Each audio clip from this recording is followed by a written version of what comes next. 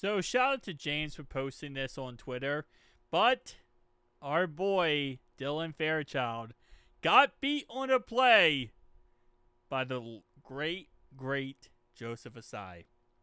Let's talk about it.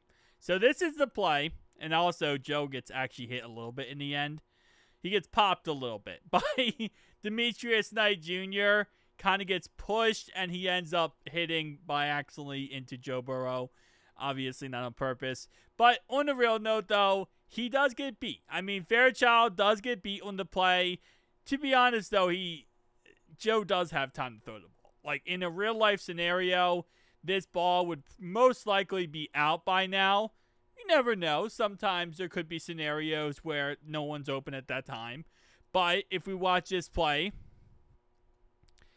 it's kind of hard to see. But what's going to happen here is Fairchild, for the most part, is able to hold his own with Joseph Ossai, but Joseph Ossai is going to get the inside leverage on him, and the second he gets the inside leverage, he's just going to go right through him. Like, right through him once he gets the left leverage on him and gets straight to Joe Burrow, which, to be honest, someone like Myles Garrett, it would be a lot easier, right? Now, obviously, Fairchild is a rookie, okay? He's his first training camp.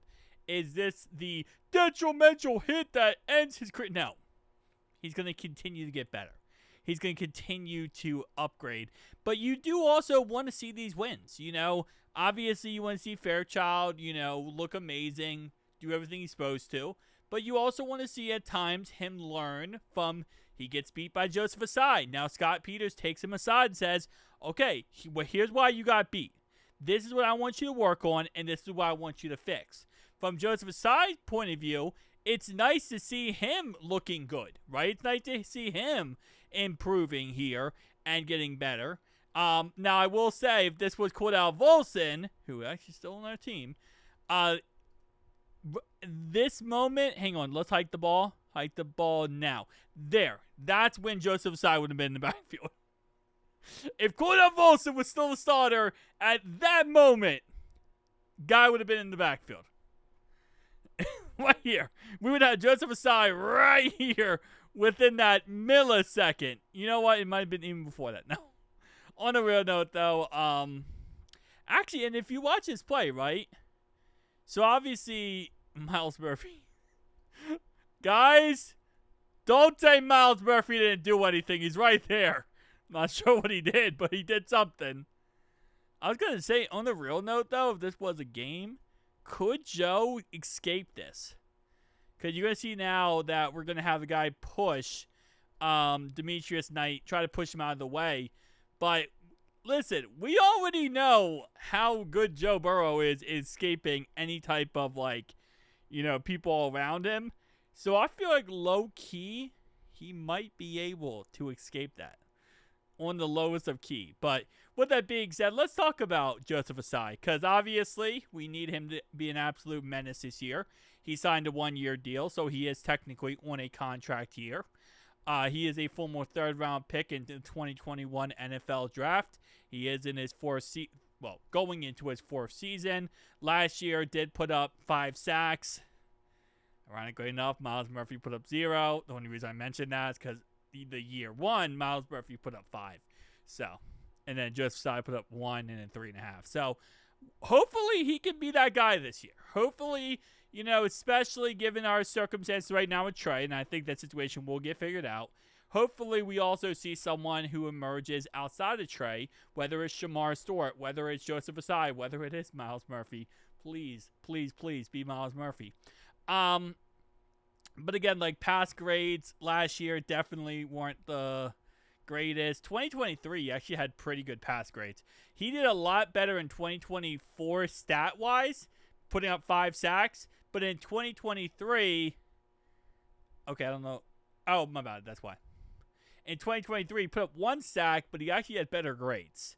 So, more consistent, I guess. 2022, and then 2021, yeah. And the big thing about Joseph Ossai has always been injuries and staying healthy.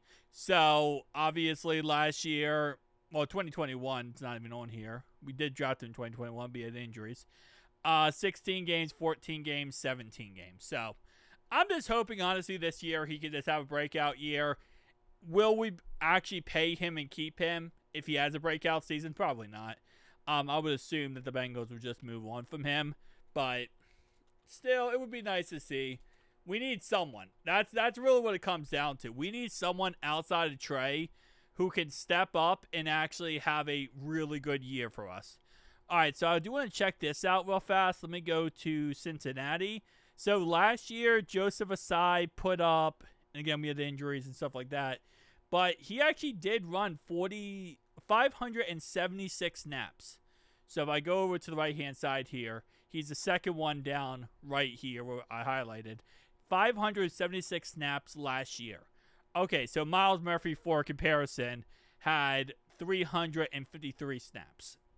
2023, Joseph Ossai had 177 snaps. Okay, so he actually had, half the snaps. I guess that kind of makes sense. By sample size, it looks worse. And then in 2022, he had 417 snaps. 2021, he had 0 snaps. Which, he had 0 snaps. So, okay. I mean, across the board again, shout out to Joseph Ossai for getting the win on that one, but it's going to happen. He's a rookie.